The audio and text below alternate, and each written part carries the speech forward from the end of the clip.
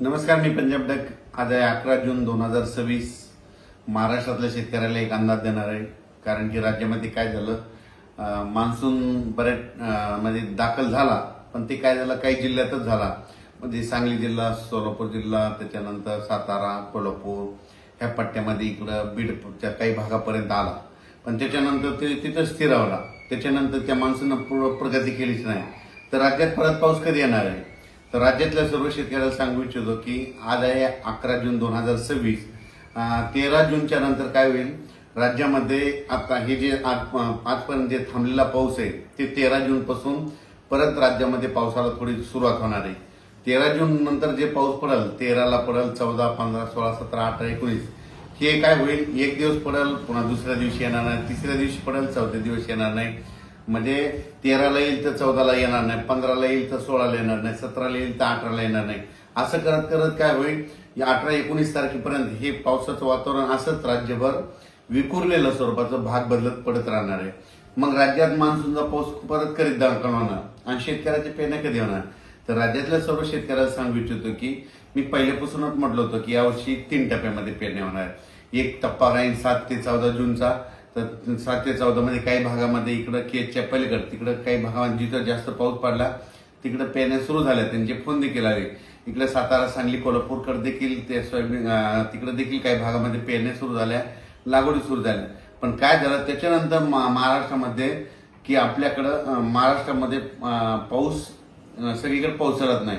मग राज्यातल्या शेतकऱ्याला सांगू इच्छितो की 3 टप्प्यामध्ये जे दुसरा टप्पा आहे तर जूनच्या शेवटच्या आठवड्यामध्ये 20 जून ते 30 जून मध्ये, म्हणजे 20 जून पासून ते 30 जूनच्या दरम्यान राज्यात एक पाऊस येणार आहे. पण तुम्हाला सांगतो ते मान्सूनचा पाऊस काय होतोय, दरवर्षी मुंबईकडून येतो, पण यावेळेस काय होईल शॉर्टकट मार्गाने इकडून नागपूरकडून काही येईल, इकडून कर्नाटककडून येईल, असा कर्नाटक तेलंगणातून येईल. आणि त्याच्यामध्ये मात्र 20 जून ते 30 जून मध्ये एक दुसरा पेरणीचा टप्पा होईल, म्हणून हे लक्षात येतं.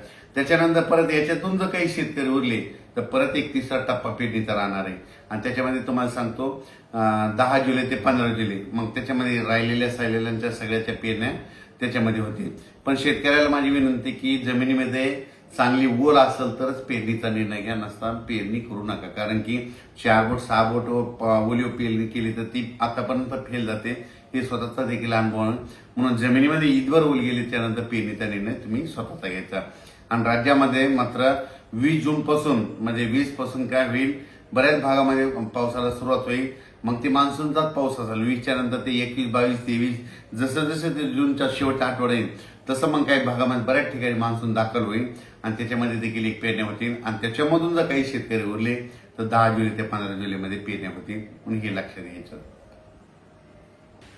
आणखीन एक तुम्हाला एक माहिती विषय सांगतो की बऱ्याच शेतकऱ्याचे फोन आले मला की ते म्हणतात यावर्षी दुष्काळ पडेल का. तुम्हाला सांगतो कालच 7 जून लागला, आणखी 2-3 दिवसच झाले की लगेच काय झालं की तुम्हाला वाटतं की दुष्काळ पडेल. तुम्हाला सांगतो आज आहे 11 जूनला, मी म्हणत असतो ना 11 जूनला दुपारी 12 वाजता आकाशामध्ये जर खळं दिसलं, सूर्याला खळं आलं तर त्यावर्षी पाऊस कमी पडतो, दुष्काळ पडतो. पण आता मी काय केलं, स्वतः बघितलं 11 जूनला दुपारी 12 वाजता कसलं खळं वगैरे पडलं नाही, म्हणून यावर्षी दुष्काळ वगैरे काही पडणार नाही. पेरण्या होणार आहेत, फक्त काय होणार आहे जूनच्या शेवटच्या आठवड्यात होणार आहे, म्हणजे 3 टप्प्यामध्ये होणार आहे. एक आता 7 ते 14 मध्ये काही भागाच्या सुरू होतील तर ते बऱ्याच ठिकाणी चालू झाल्या. पण त्याच्यानंतर जे दुसरा टप्पा होईल ते 20 जून ते 30 जून मध्ये होईल आणि त्याच्यामधून 7 जुलै ते 14 जुलैच्या दरम्यान तिसरा एक टप्पा राहील, म्हणून हे लक्षात येतं. पण राज्यातल्या सर्व शेतकऱ्यांची पेरणी होणार आहे, घाबरून जाण्याचं कारण नाही. आता बऱ्याच जणांना वाटतं की 7 जून गेला आणि पाऊस नाही आला तर काही चिंता करू नका. तुम्ही तुमची कामं करून घ्या, तुम्ही तुमचे बियाणं व्यवस्थित राहू द्या. कारण की राज्यामध्ये काय होणार 20 तारखेच्या नंतर 20 जूनच्या नंतर जसं 21 येईल तसं पावसाला सुरुवात होईल, 22ला बऱ्याच भागात कव्हर होईल. असं करत करत त्यावेळी सगळ्या भागामध्ये 20 ते 30 मध्ये पाऊस जाईल आणि महाराष्ट्रातल्या सर्व शेतकऱ्यांच्या पेरण्या होतील. यावर्षी चांगला पाऊस पडणार आहे. मी पहिल्यापासून म्हणत होतो जूनमध्ये थोडा कमी राहील, जुलैमध्ये जास्त पडणार आहे, ऑगस्टला कमी राहील आणि सप्टेंबर ऑक्टोबरमध्ये मात्र परतीचा पाऊस मात्र धुमाकूळ घालणार आहे. म्हणून हे अंदाज सर्व शेतकऱ्यांनी लक्षात घ्यायचा. महाराष्ट्रातला जो दक्षिण भाग आहे तर त्या दक्षिण भागामधल्या म्हणजे इकडे उदगीर, आसाम, तारकळ, इकडे पूर्ण कडला काही भाग, इकडं त्याच्यानंतर केज, अंबाजोगाई त्या परिसरात, इकडे मग सांगली, सातारा त्या परिसरात बऱ्याच ठिकाणच्या पेरण्या झाल्या. पण आणखीन बऱ्याच पेरण्या जवळपास सगळ्याच शेतकऱ्याच्या राहिल्यात.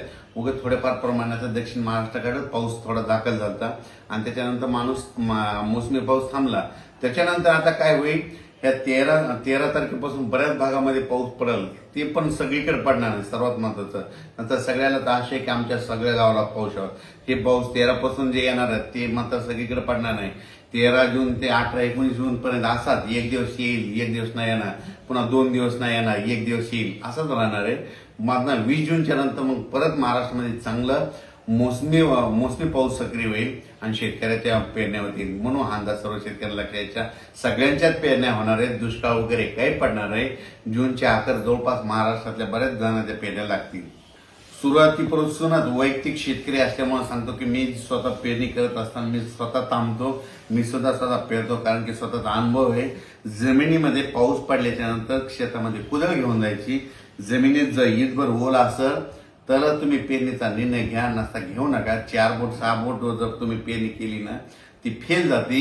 म्हणून ही अंदाज सर्व शेतकऱ्यांना लक्षात येताना आपण आपलं नियोजन करायचं. पण दुष्काळ वगैरे मात्र काही पडणार नाही, म्हणून ही अंदाज सर्व शेतकऱ्यांना लक्षात घ्यायचा.